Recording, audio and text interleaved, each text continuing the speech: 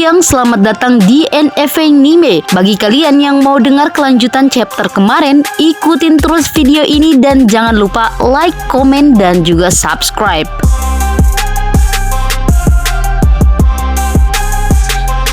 Sekedar informasi nih, selain isi dari video ini adalah sebagian kecil dari teori admin, tetapi ada banyak bagian yang admin jadikan hanya sebatas cerita semata untuk menunggu chapter 36 mendatang.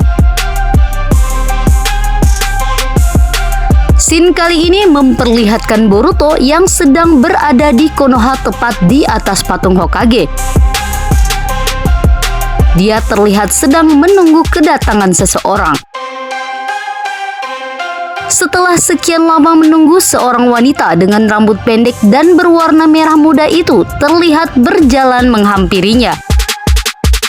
"Maaf Bibi, aku harus memanggilmu ke sini," ucap Boruto. "Sebenarnya yang aku tahu kau adalah Boruto, si anak angkat Naruto yang selalu dia lindungi.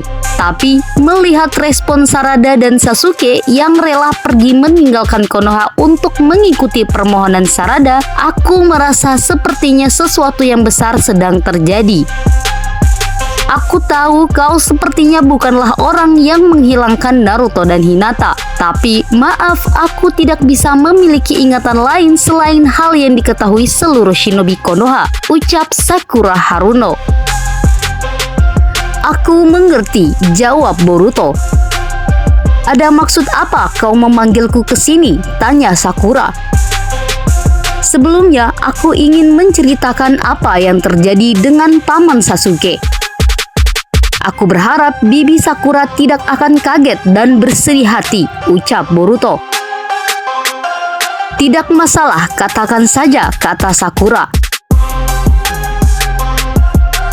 Sebelum Ego Jubi ini terbentuk, Kode menggunakan claw mark atau tanda cakarnya kepada Jubi milik Ishiki dan mengubah mereka menjadi beberapa bagian yang dulunya disebut dengan nama Tsumeaka. Para Tsumeaka itu telah mengambil beberapa cakra manusia, termasuk para shinobi Konoha yang sebelumnya telah membentuk kloningan menjadi Matsuri, Ryu, dan termasuk Mamushi, si Ego Jubi yang terakhir kali kami lawan.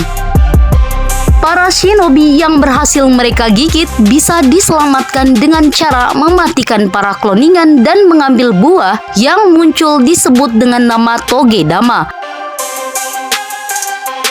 Saat aku dan Paman Sasuke berada di perjalanan, Kode ternyata datang menyerang kami dengan membawa banyak sekali Tsumeaka. Mengingat saat itu aku belum bisa menggunakan sepenuhnya kekuatanku karena mengontrol Momoshiki yang ada di tubuh ini, dan Paman Sasuke merasa tidak bisa melindungiku dalam waktu lama. Dia menyuruhku pergi meninggalkannya. Dan saat aku kembali ketika pertarungan itu berakhir, Paman Sasuke telah tertahan di sebuah pohon yang sama seperti Guru Moegi tertangkap. Aku tidak menyangka kalau akan muncul satu kloningan yang mirip dengan Paman Sasuke. Tapi seseorang menemuiku dan memberi petunjuk sehingga aku bisa mengetahui segala hal mengenai Ego Jubi ini, ucap Boruto. Yang terjadi pada Sasuke-kun itu pasti adalah pilihan terbaik yang telah dia buat. Aku percaya dia akan bertahan dalam situasi apapun itu, tegas Sakura dengan senyuman di wajahnya. Aku juga tahu Paman Sasuke pasti akan bertahan, tapi Bibi, yang menjadi permasalahan saat ini, kloningan Paman Sasuke yang bernama Hidari telah menjadikan Sarada sebagai targetnya sendiri. Walaupun di kejadian terakhir dia terlihat melindungi Sarada dari Tsumeaka milik Kode, tapi ini bukanlah hal yang baik karena pemimpin mereka yaitu si Jura terlihat tidak terima dengan perubahan yang terjadi dari kloningan Paman Sasuke, ucap Boruto. Mungkin ini alasan kenapa Sarada mempertanyakan soal ayahnya kepadaku, jawab Sakura. Kemungkinan besar Jura akan menjadikan Sarada sebagai target yang bisa menghancurkan rencananya. Selain itu, aku datang juga untuk memperingatkan Bibi karena aku khawatir jangan sampai Hidari juga memiliki perasaan dan keinginan yang sama terhadap Sarada ketika bertemu dengan Bibi Sakura, ucap Boruto. Apalagi Hidari terlihat sangat mirip dengan paman Sasuke. Aku berharap Bibi bisa mengerti maksud dari apa yang sudah aku katakan. Sepertinya aku harus pergi, tutup Boruto yang tiba-tiba terbang meninggalkan Sakura di atas patung Hokage tersebut.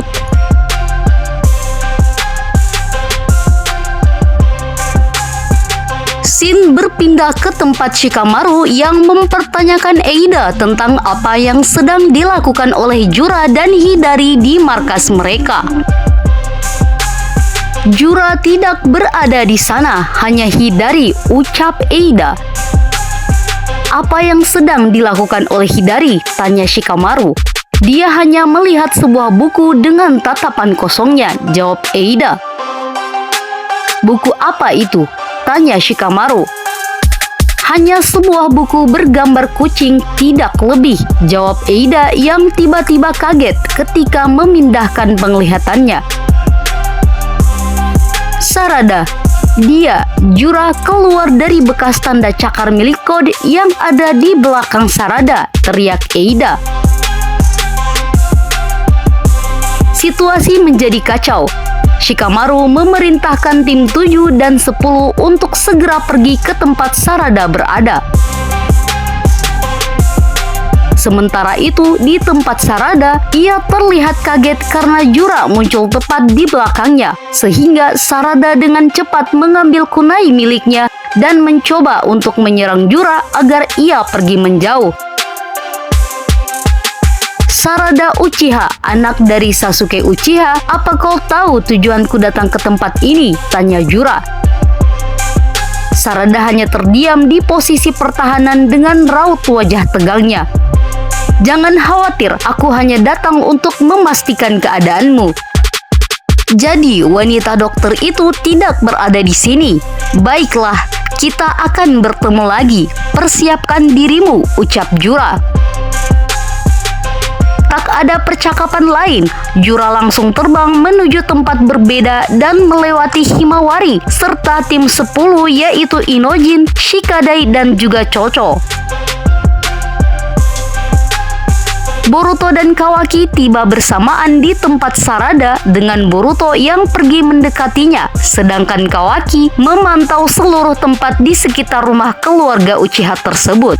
Kemudian berjalan ke arah Sarada untuk mencoba menghilangkan tanda cakar milik kode yang ternyata telah dipasang oleh kode saat dia menangkap Sarada. Sepertinya ini adalah sebuah ancaman, ucap Kawaki. Sekarang bukanlah hal penting untuk membahas ini karena kedatangan Jura itu pasti, apalagi dengan adanya perubahan sikap dari si Hidari. Yang terpenting bagaimana caranya kita mengakhiri perang melawan Kode dan para ego Jubi. Selama Kode masih hidup, dia tetap bisa menghidupkan Jura kembali dengan menggunakan claw mark-nya, ucap Boruto. Di tengah percakapan itu, Mitsuki datang menghampiri Sarada, Boruto, dan juga Kawaki. Responnya terlihat berbeda.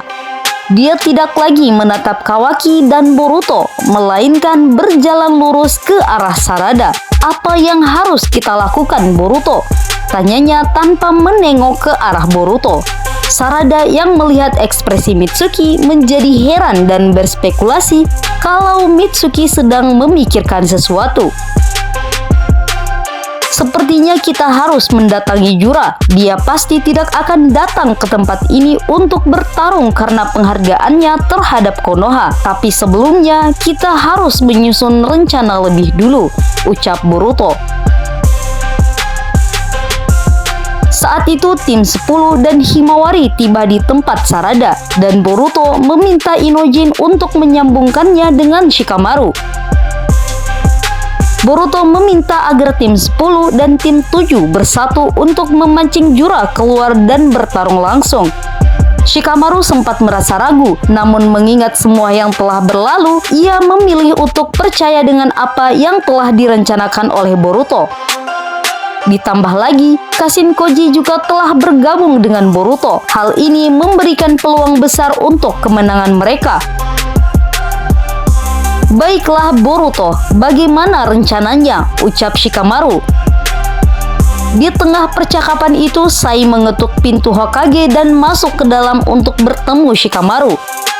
Ia terlihat berjalan dengan seorang pria yang tidak terlalu tinggi dengan sisiran rapinya.